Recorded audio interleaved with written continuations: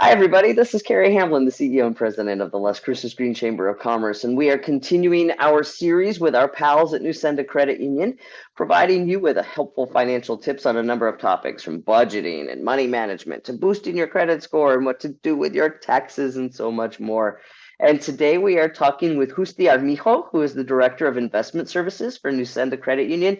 Hey there, Justy. How are you? Hi, Carrie. How are you? I'm doing fabulous this fine morning. And today we get to talk about things that a lot of people don't really kind of think about a whole lot until it's sometimes too late, is about planning for your future, right? And That's true. this is something that's like, we hear more and more over the last several years about how important it is to plan for a strong financial future. And for those of us that kind of grew up with watching the market and hearing our parents say, "Oh, our savings is gone." We've had something recently, in the last 10 years of that, where people had to worry about their investments. And it's like opening up a bank account in high school to getting a credit card in college. How is creating a strong foundation for your financial future change? Because I remember, like, first time I got an application for a credit card was when I was going into college, and it's like that's where they get you. They do get you when you get into college, and they sucker you in, and they keep you there, and you can never get past that. Yeah, But the one thing I've learned, so I've been doing this since, oh gosh, 96.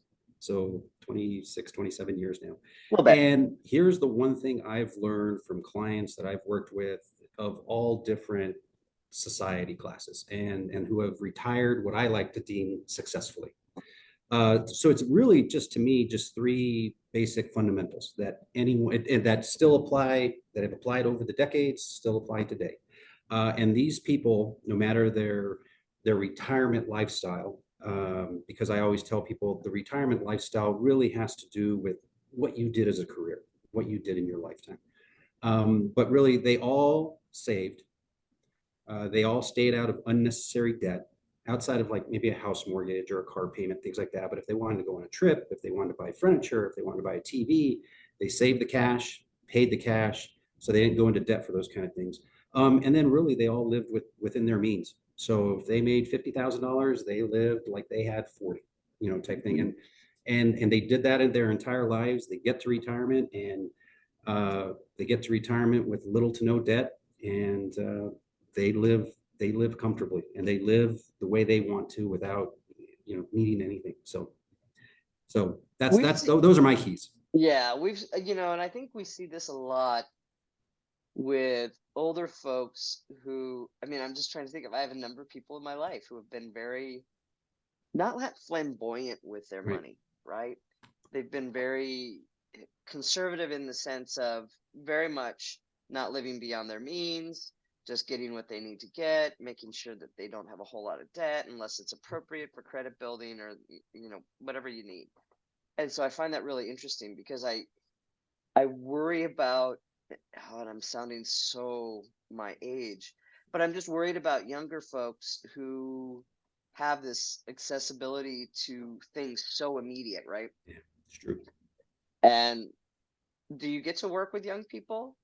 Yeah, I do. In fact, I really, really enjoy when I get to work with someone who, they could be 18, 19, and they come and I sit with them and they say, "Hey, I want to start investing," or they're in their early Mm. 20s, and I'm all excited about that, because to me the key is start young and save early and save often. I mean, there's when I was in college, and this is the early 90s, so it's about 91, 92. I think I was like a sophomore, junior, and a marketing professor.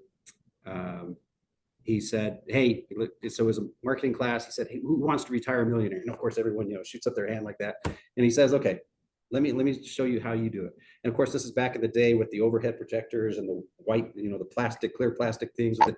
And he said, "Okay, here's what you do. All of you are going to graduate college when you're about 22 or so, 21 or 22."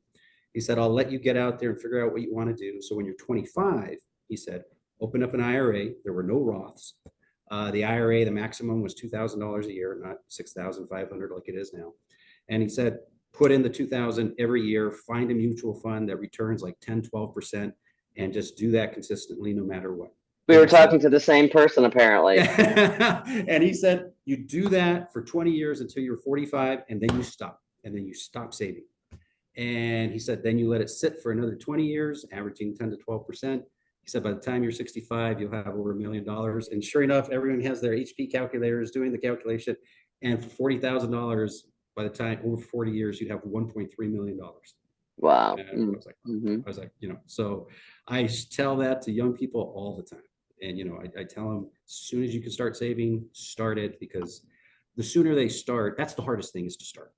Once you Yeah. start, then you can add to it or whatever. But yeah, so yeah, I tell everyone that story.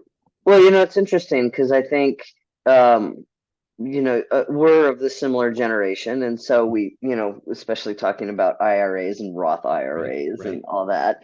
I wonder if there are different challenges now, though, for like a difference between our generation and like younger generations, like when we retire. Like, I think there are different expenses that we're all having to think about, right? Yeah, I mean, especially as you get older, then you have to start, people are living longer. I think that's the big thing. Mhm. And so medical care, medical expenses, whether it be long-term care or whatever kind of medical care, especially as people continue to age, that plays a big part. I mean, really the way retirement goes, let's see if I can show this. So it's like a camel. So there's two humps. So there's a hump at the beginning, Mhm. and expenses go down, and there's a second hump later in retirement, and then it goes down. And so that first hump is you retire, I don't know, early in your 60s or something, and you get out there and you do everything you want to do. So you travel, you do all that stuff. And so that's why the expenses go up. And then after you've done all that, you're like, okay, stay closer to home, garden, you do whatever. And so you don't have as many expenses. And then the second hump, it's medical expenses. It could be whatever, long-term care, or all those kind of things. And so those are the two humps. And so people have to prepare for that.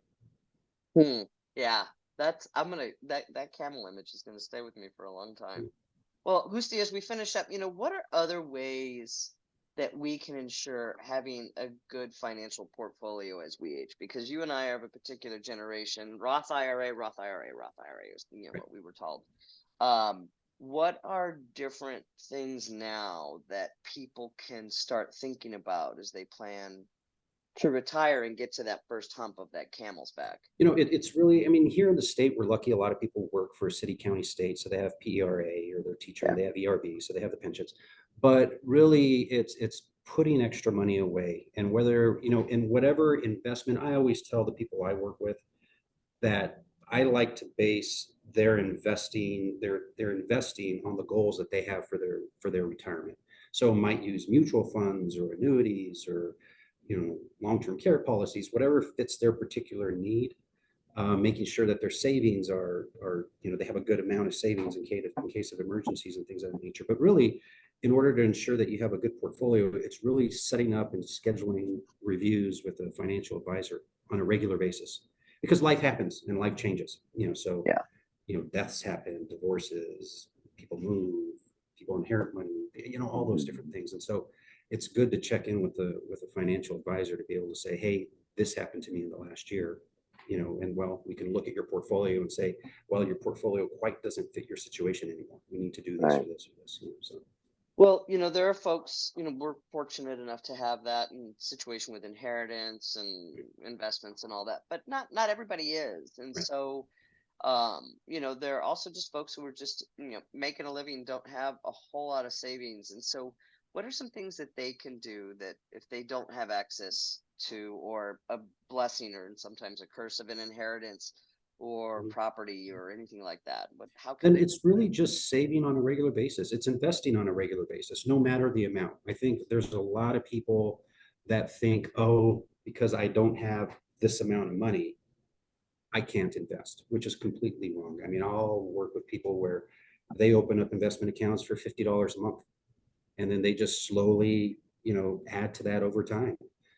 So it's not about the amount, it's about doing it is really what matters, because then you'll have whatever you may have, $50,000, $100,000, whatever it is, saved, and that's going to be more than you would have had saved otherwise. Yeah. And who knows what that could come in handy with. So Well, and that's the good thing about Nusenda, is because you're able to do that. And as a member of Nusenda, that you have access to folks like you who can kind of help you get over the fear or the anxiety. Maybe I'm projecting a little bit, but of talking about that. And so really grateful about that. Yeah, no, it's, you know, I have a fantastic team and we cover pretty much the entire state. So and we really work with anyone. So, you know, want to make sure that everyone can get to retirement and be comfortable and have the kind of retirement that they want. So, Well, so grateful for that, Justy. So much for your great conversation about planning for your future because, half the time it's just talking about it and yeah. just trying to figure out what you're doing. So, Mhm. so glad that you're there and that you're able to do that. On our series, Nusenda's Financial Well-being Tips, those drop every second Monday of the month. And if you'd like more information on the services provided by Nusenda, you can go to nusenda.org or call our local branch here at 575-523-7750 or go by their office at 1715 East University Avenue. And you can also find all of our financial well-being tips at locallascruces.com/Nusenda. Justy, thank you so much. I'm going to be seeing again one of your colleagues, and so we're going to be talking again. So Fantastic. thank you for all that you Thank you, do. Carrie. I appreciate Appreciate it. you. Absolutely. All right.